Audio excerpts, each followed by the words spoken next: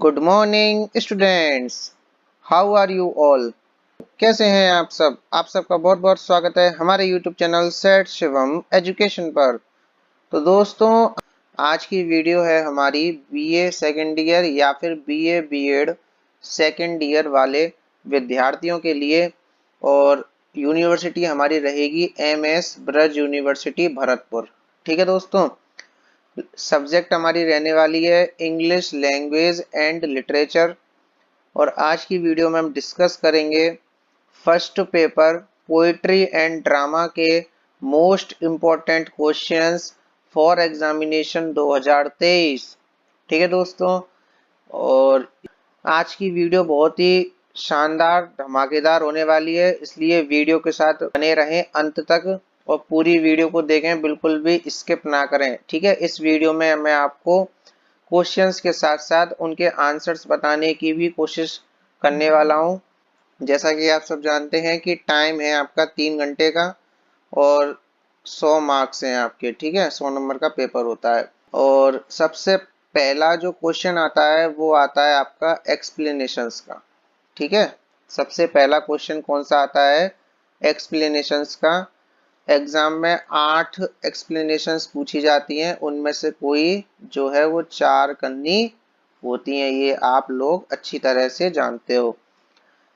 यहाँ पे मैंने एक नोट लिखा है एडवाइस के तौर पर, सलाह के रूप में, कि कम से कम पिछली सालों के प्रश्न पत्रों के एक्सप्लेनेशंस पढ़ लें और लिख लिख कर ज़्यादा से ज़्यादा अभ्यास करें। ठीक है दोस्तों, आपको क्या करना है, जो पुराने पेपर हैं इंग्लिश लिटरेचर के बीए सेकेंड ईयर के, वो निकालने हैं और उनमें जो एक्सप्लेनेशंस दी हुई हैं, स्टेंजास दिए हुए हैं, उनका अभ्यास करना है। वो कम से कम आपको पढ़ लेने हैं, उससे आपको एक आइडिया हो जाएगा कि एक्सप्लेनेशंस कैसे लिखते हैं एग्जाम में। ठीक है दोस्तों, अब देखते हैं some important explanations for examination 2023।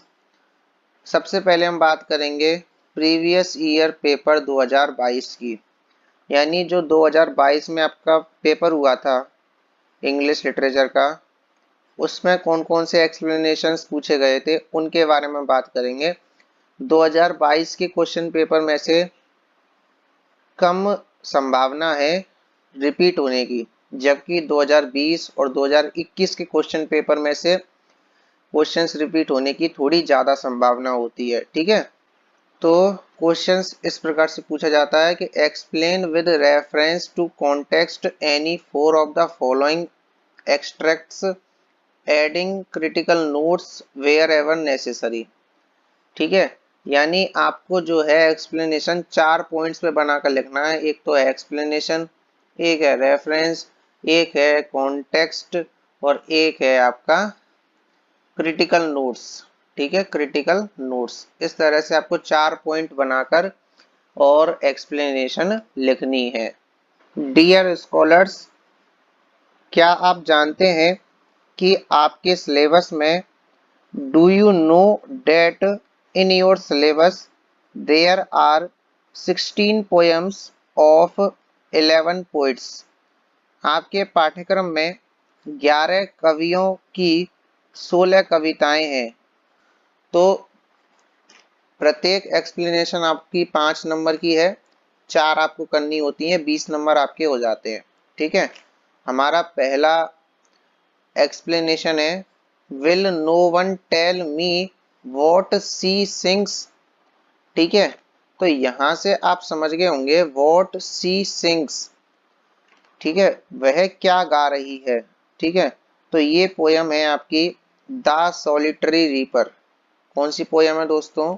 The solitary reaper, जो कि किसने लिखी है? विलियम वर्ड्सवर्थ ने लिखी है।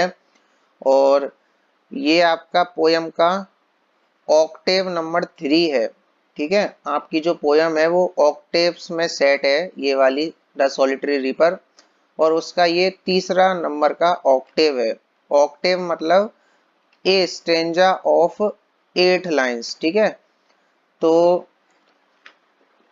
आपको क्या करना है एग्जाम के लिए, जो एक पोयम है मान लो सॉलिटरी रीपर, तो आपको इसका एक रेफरेंस और एक कॉन्टेक्स्ट फिक्स कर लेना है। ठीक है, एक पोयम में से अगर कोई सा भी स्टेंजा पूछ ले, कोई सी भी लाइंस पूछ ले, आपको वही रेफरेंस लिखना है, वही कॉन्टेक्स्ट लिखना है। ठीक है, केवल एक्सप्लेनेशन चेंज करनी है।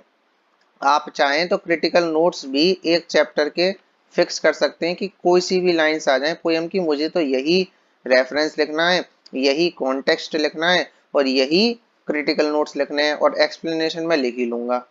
ठीक है, तो देखो अब इसका रेफरेंस कैसे लिखेंगे हम लोग कि present poetic extract has been derived for explanation from William Wordsworth well known lyric the solitary reaper. यानी प्रस्तुत काव्यांश विलियम वर्ड्सवर्थ की प्रसिद्ध लिरिक द सॉलिटरी रीपर से व्याख्या के लिए लिया गया है। ठीक है दोस्तों, इस पोयम में जो कवि है या जो ये लाइंस दी हुई है हमारे लिए एक्सप्लेनेशन के लिए, इसमें जो कवि है वो ये समझने में असमर्थ है कि जो वो लड़की है सॉलिटरी रीपर वो क्या गा रही है। ठीक है, क्योंकि वो अपने लोकल डायलेक्ट में गा रही है और उसके लिए वो समझना मुश्किल है कि इसलिए वो कवि जानना चाहता है कि वो क्या गा रही है, लेकिन वहां पे उसकी सहायता करने के लिए कोई नहीं है, इसीलिए वो खुद ही अनुमान लगाता है कि वो क्या गा रही है और कहता है कि will no one tell me what she sings, क्या मुझे कोई नहीं बताएगा कि वो क्या गा रही है। Perhaps the plaintiff numbers flow, शायद ये दुखद स्वर बह रहे हैं। For old unhappy far of things, किसी पुरानी दुखद दूरस्थ घटनाओं के लिए। एंड बैटल्स एगो, या फिर युद्धों के लिए जो बहुत लंबे समय पहले लड़े गए थे। ठीक है, और इज इट सम मोर हम्मल ले, देखो ले का मतलब होता है गीत। ठीक है, और जो यहाँ पे थिंग्स आया है, ठीक है, थिंग्स इसका मतलब है इंसिडेंट्स। ठीक है, और इज इट सम मोर हम्मल ले, क्या यह है एक और अधिक सामान्य सा गीत। फैमिलियर मैटर ऑफ टुडे, किसी आज के परिचित मामले से संबंधित। ठीक है, तो इसीलिए वो जो है वर्ड्सवर्थ ये निष्कर्ष निकालने की कोशिश करता है कि उसका जो सॉन्ग है जो वो गा रही है वो किसी हिस्टोरिकल या पॉलिटिकल या फिर नेचुरल इंसिडेंट और दुख से भरा हुआ गीत गा रही है। तो इस तरह से ये जो लाइंस हैं आपकी द सॉलिटरी रीपर पोयम से ली गई हैं। बात करते हैं सेकंड स्टेंजा की। डियर फेलोज, सेकंड हमारा जो है एक्सप्लेनेशन है वो है while spring shall pour his showers as oft he wont and bathe thy breathing tresses meekest Eve. तो यहाँ पे जो ईव है इससे आप समझ सकते हो कि ये जो पोयम है वो है ओड टू इवनिंग पोयम। ठीक है दोस्तों, ओड टू इवनिंग पोयम है और जिसके पोइट हैं आपके विलियम कॉलिंस। ठीक है, कौन है? William Collins. और ये आपका पोयम का 11वां क्वार्ट्रेन है। ठीक है, क्वार्ट्रेन का मतलब क्या होता है? ए स्टेंजा ऑफ 4 लाइन्स। ठीक है, यहाँ पे 5 लाइन्स हैं पर ये जो क्वार्ट्रेन नंबर 11 है आपकी पोयम का। अब इसका हम रेफरेंस कैसे लिखेंगे? ठीक है, आप जैसा कि मैंने आपको पहले ही बता दिया, सबसे पहले रेफरेंस लिखते हैं, उसके बाद कॉन्टेक्स्ट, उसके बाद एक्सप्लेनेशन, उसके बाद क्रिटिकल नोट्स लिखते हैं। तो इसमें रेफरेंस कैसे लिखेंगे कि these poetic lines have been culled for explanation from ode to evening poem one of the most exquisite lyrics of the early 18th century penned by William Collins. ठीक है, यानी ये काव्यात्मक पंक्तियाँ ओड टू इवनिंग चैप्टर से poem से व्याख्या के लिए ली गई हैं या चुनी गई हैं, विलियम कॉलिंस के द्वारा कलमबद्ध की गई हैं। क्या आप जानते हैं जो ओड टू इवनिंग पोयम है, इसमें जो कवि है वो ग्रामीण अंचल में, कंट्री साइड में इवनिंग के समय का, ठीक है, प्रशंसा करता है। The poet admires the hour of evening in country side, या फिर इस पोयम में कंट्री साइड में इवनिंग के समय का वर्णन किया गया है। ये जो पोयम है ओड टू इवनिंग, तो ये आप जानते हो ओड क्या है, ठीक है, इसका जो फॉर्म ऑफ द पोयम है वो तो ओड है। अब ओड भी दो तरह की होती है, एक तो होती है पिंडारिक ओड और एक होती है हॉरेशन ओड। ठीक है, पिंडारिक जो ओड होती है, पिंडारिक ओड को रेगुलर ओड या फिर ग्रीक ओड भी कहा जाता है। ठीक है, और पिंडारिक क्यों कहते हैं इसको, क्योंकि एक ग्रीक पोइट था पिंडार नाम से, उसने अपनी ओड को ट्रायड्स में बांटा था। किस में बांटा था? ट्रायड्स। ठीक है, और ट्रायड्स का मतलब होता है ए ग्रुप ऑफ 3 स्टेंजाज।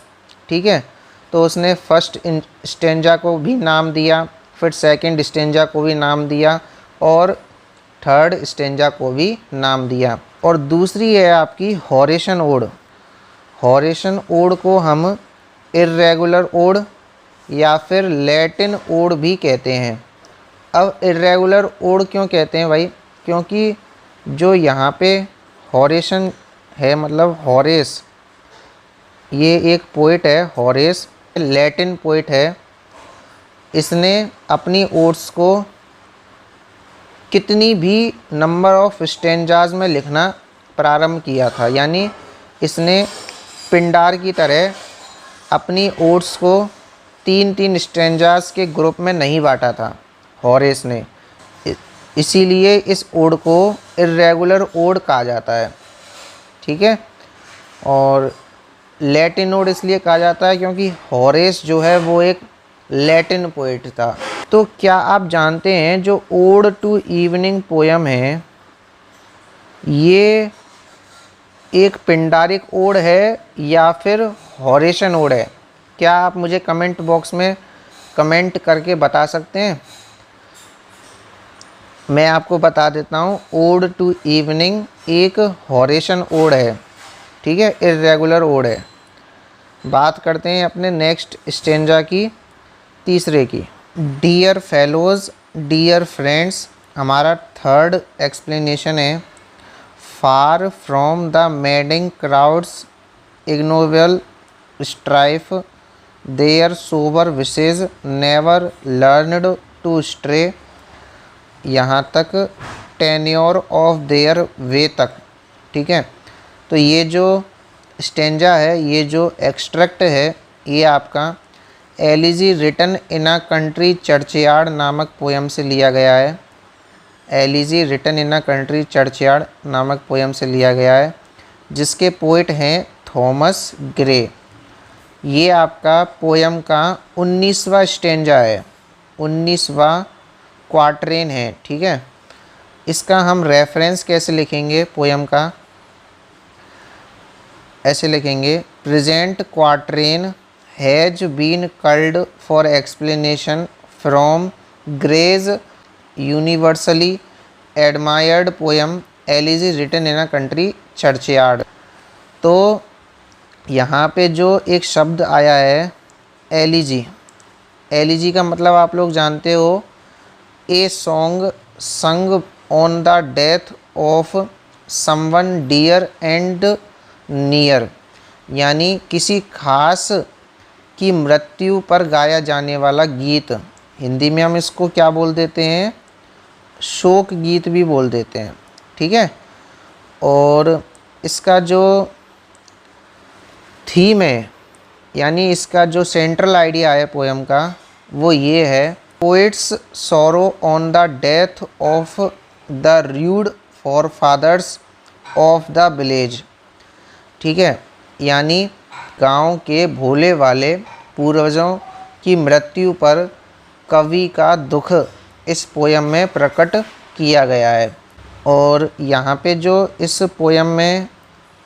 पोयम का जो नाम है, elegy written in a country churchyard, तो कंट्री चर्चयार्ड का मतलब है रूरल ग्रेवयार्ड। क्या मतलब है? रूरल ग्रेवयार्ड, यानी ग्रामीण कब्रिस्तान। तो इस स्टेंजा के लिए इतना ही काफ़ी है। पोयम के बारे में भी मैं आपको 2-4 तथ्य या फिर 2-4 बातें बता रहा हूँ। ठीक है, आशा करता हूँ आपको समझ में आ रहा होगा। नेक्स्ट बात करते हैं अपने फोर्थ स्टेंजा की, फोर्थ एक्सट्रैक्ट की।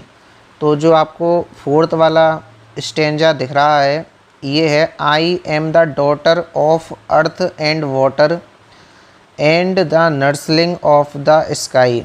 तो ये जो स्टेंजा है फोर्थ, ये आपका द क्लाउड पोयम में से लिया गया है, जिसके पोइट हैं पी.वी. शैली। क्या आप पी.वी. शैली का पूरा नाम जानते हैं?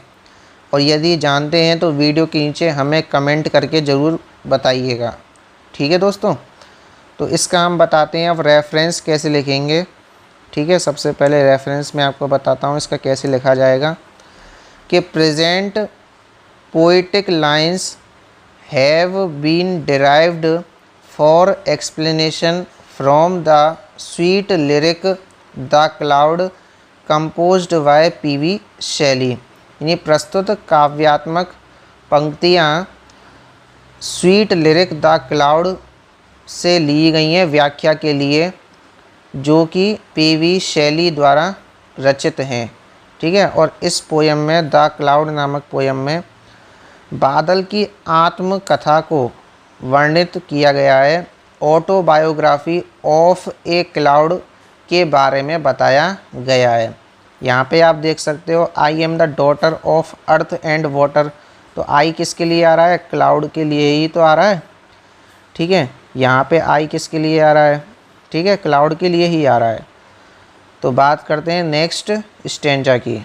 दोस्तों, हमारा नेक्स्ट स्टेंजा है fifth, what the hammer what the chain in what furnace was thy brain. तो यहाँ पे आप पहचान गए होंगे, चेन, ब्रेन, ग्रास्प, क्लास्प। यानी यहाँ पे जो कपलेट राइम है, क्या है दोस्तों? कपलेट राइम है। और ये जो स्टेंजा है, ये आपका द टाइगर नामक पोयम से लिया गया है, जिसके पोइट हैं विलियम ब्लैक। और यह पोयम सॉन्ग्स ऑफ एक्सपीरियंस में से ली गई है। ठीक है, जो कि पोइट का जो पोएम्स का एक कलेक्शन है, जो कि 1794 में पब्लिश हुआ था। इस पोयम में, द टाइगर नामक पोयम में, कपलेट राइम है इन ए रेगुलर मीटर। अब मैं आपको बताता हूँ इसका रेफरेंस कैसे लिखेंगे, कि present quatrain has been culled for explanation from the sweet lyric the tiger which is a selection from William Blake's collection songs of experience. इस तरह से इसका रेफरेंस लिखा जाएगा।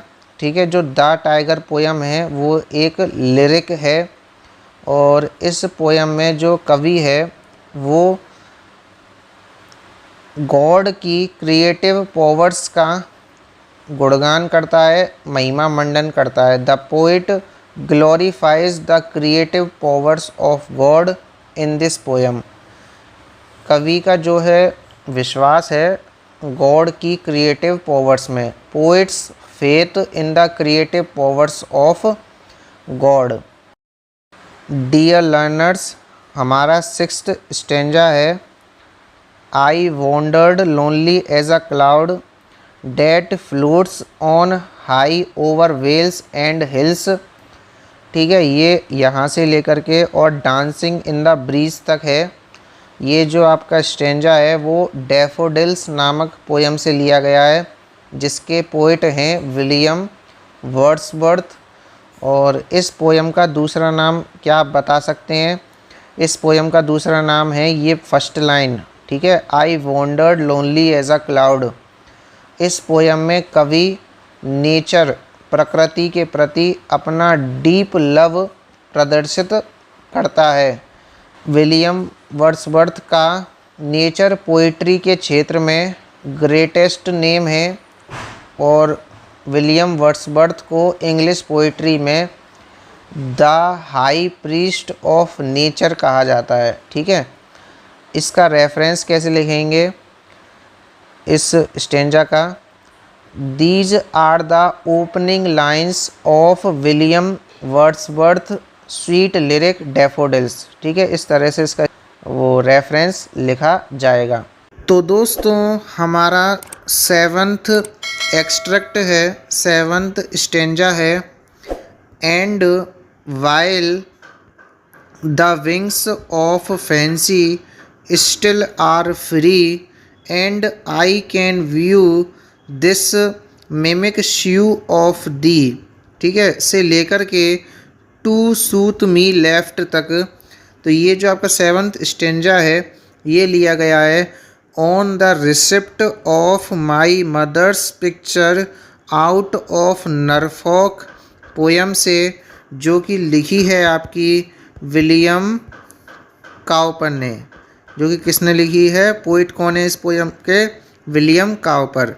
ये जो पंक्तियां हैं 4, ये इस पोयम की कॉन्क्लूडिंग लाइन्स हैं। ठीक है, कॉन्क्लूडिंग लाइन्स हैं, लास्ट लाइन्स हैं, अंतिम पंक्तियां हैं दोस्तों। बात करते हैं अपने नेक्स्ट 8th एक्सप्लेनेशन की। My pride values in the मायर। ठीक है, ये जो आपका 8th वाला एक्सट्रैक्ट है ये सैक्रिफाइस ड्रामा से लिया गया है, जिसके राइटर हैं रविंद्रनाथ टैगोर। और ये जो आपका स्टेटमेंट है ये है रघुपति का। रघुपति जो है इस वो ड्रामा में प्रीस्ट है। ठीक है, वो कहता है my pride values in the मायर, मेरा अहंकार मिट्टी में मिल गया। आई हैव शेम्ड माई ब्राह्मण हुड, मैंने अपने ब्राह्मण हुड को लज्जित किया है। I am no longer your master my child, मैं अब तुम्हारा मास्टर नहीं हूँ मेरे बच्चे। ये वो जयसिंह से कह रहा है, उसका जो सेवक है। Yesterday I had the authority to command you, कल मेरे पास अधिकार था तुमको कमांड देने के लिए, आदेश देने के लिए। Today I can only bag your favour, लेकिन आज मैं केवल तुम्हारा फेवर मांग सकता हूँ। लाइफ्स डेज आर मेयर टिंसेल, तो यहाँ तक है आपका विद बेंट नीज तक। तो ये आपका एक्सट्रैक्ट सैक्रिफाइस ड्रामा से लिया गया है, जिसके राइटर हैं R.N. टैगोर। डियर फ्रेंड्स, अब तक हमने 2022 के एक्सप्लेनेशंस के एक्सट्रैक्ट और स्टेंजास देखे थे। अब हम देखने वाले हैं प्रीवियस ईयर 2021 के एक्सट्रैक्ट या स्टेंजास। और इसमें हमारा फर्स्ट स्टेंजा है, for when thy folding star arising shows his paly circlet at his warning lamp, से लेकर के हर ब्रोज विद सेज तक। ठीक है, तो ये आपका जो एक्सट्रैक्ट है या स्टेंजा है ये ओड टू इवनिंग नामक पोयम से लिया गया है, जो भी हमने पहले देखा था थोड़ी देर पहले, जो कि विलियम कॉलिंस द्वारा लिखी गई है पोयम। और ये आपका पोयम का क्वार्ट्रेन नंबर 6 है। ठीक है, बात करते हैं सेकंड एक्सट्रैक्ट की। The boast of heraldry, the pomp of power and all that beauty all that wealth ever gave, से लेकर के बट टू द ग्रेव तक। ठीक है, यहाँ पे जो ग्रेव आ रहा है इससे आप समझ गए होंगे ये एक्सट्रैक्ट लिया गया है elegy written in a country churchyard नामक पोयम से, जिसके पोइट हैं थॉमस ग्रे। ये आपका क्वार्ट्रेन नंबर 9 है। ठीक है, क्वार्ट्रेन मतलब ए स्टैंजा ऑफ 4 लाइन्स। बात करते हैं तीसरे स्टैंजा की। And what shoulder and what art could twist the sinews of thy heart से लेकर के वॉट ड्रेड फीट तक। ठीक है, तो ये आपका जो थर्ड वाला स्टेंजा है ये लिया गया है द टाइगर पोयम से, जिसके पोइट हैं विलियम ब्लैक। बात करते हैं फोर्थ स्टेंजा की। I show her singing at her work. तो आप समझ गए होंगे फर्स्ट लाइन से ही शायद कि ये किस पोयम में से लिया गया है। ये लिया गया है द सॉलिटरी रीपर नामक पोयम से, जिसके पोइट हैं विलियम वर्ड्सवर्थ। अब बात करते हैं आपके नेक्स्ट फिफ्थ एक्सट्रैक्ट की। डियर लर्नर्स डियर फेलोज, हमारा फिफ्थ स्टेंजा है। His flashing eyes his floating hair weave a circle round him thrice and close your eyes with holy thread से लेकर के मिल्क ऑफ पैराडाइज तक। तो ये आपका फिफ्थ वाला जो स्टेंजा है ये लिया गया है कुबला खान नामक पोयम से। ठीक है, कुबला खान पोयम का दूसरा नाम क्या है आप लोग जानते हो क्या? तो इसका दूसरा नाम है a vision in a dream a fragment. ठीक है, स्वप्न में देखा गया एक ख्वाब एक अंश। इस पोयम के पोइट हैं एस.टी. कॉलरिज। कौन है दोस्तों? एस.टी.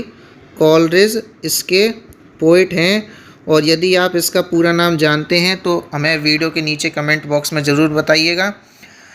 और ये था आपका fifth stanza.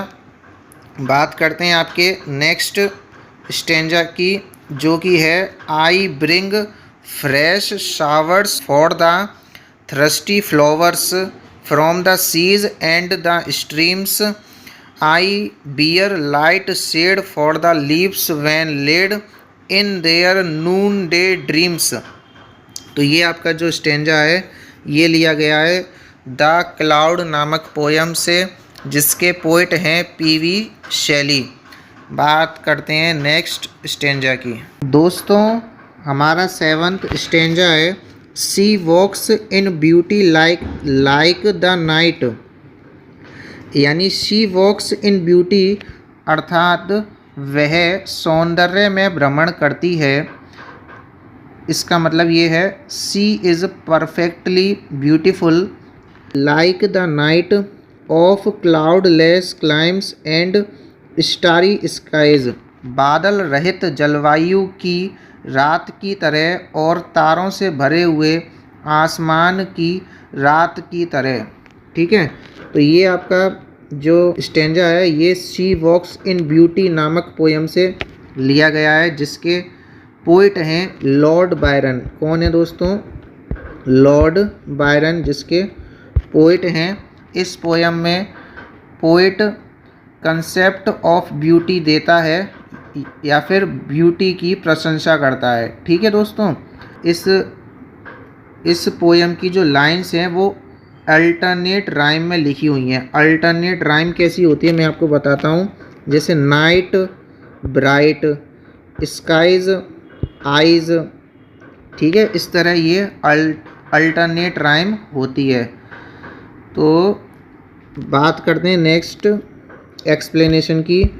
Our mother is all caprice. Caprice का मतलब होता है इसेंट्रिक सन की। तो हमारी जो काली माँ है वो सन की है। सी नोज नो लॉ, वह कोई नियम नहीं जानती है।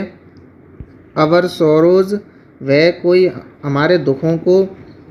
And joys are mere, mere means only freaks, यानी सनक उसकी दिमाग की केवल सनक हैं। हैव पेशेंस डॉटर, धैर्य रखो पुत्री। Today we shall offer special sacrifice in your name to please her. आज हम तुम्हारे नाम से स्पेशल सेक्रीफाइस ऑफ़र करेंगे उसे खुश करने के लिए। तो ये जो स्टेंजा है ये लिया गया है सेक्रीफाइस नामक ड्रामा से, जिसके राइटर हैं रविंद्रनाथ टैगोर। और ये जो स्टेटमेंट है ये है आपका रघुपति का। रघुपति कह रहा है गुणवती से। गुणवती कौन है?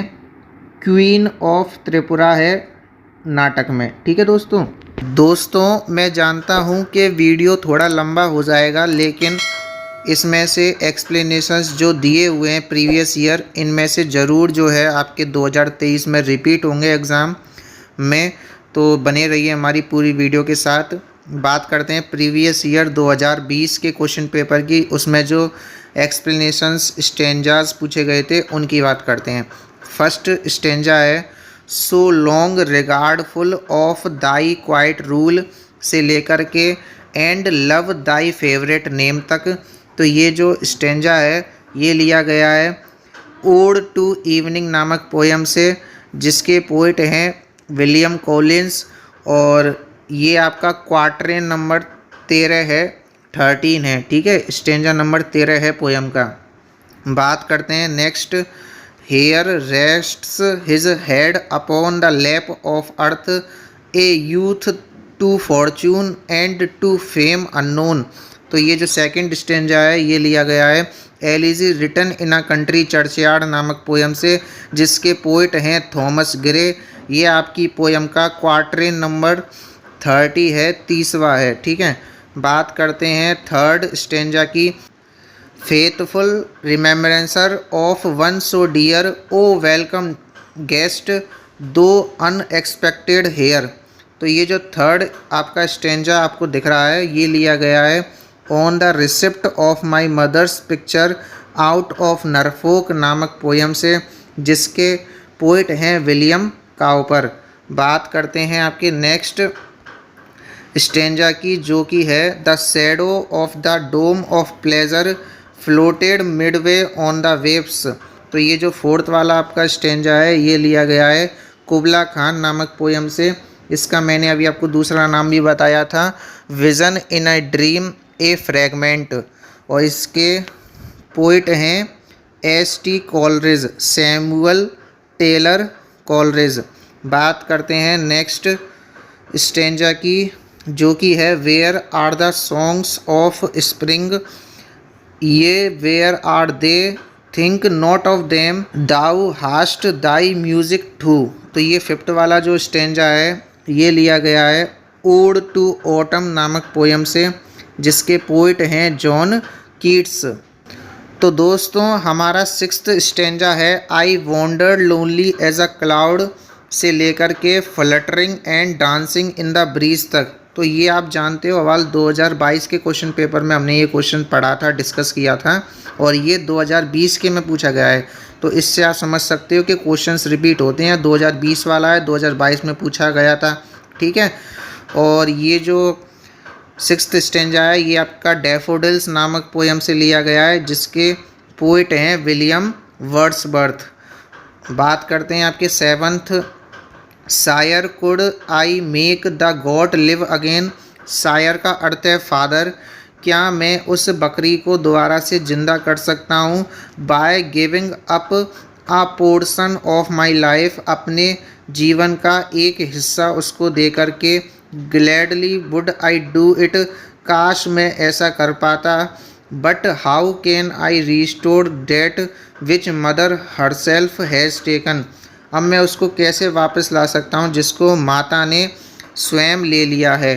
ठीक है, ये स्टेटमेंट है आपका जयसिंह का। जो जयसिंह कौन है? मंदिर में काम करने वाला एक सेवक है।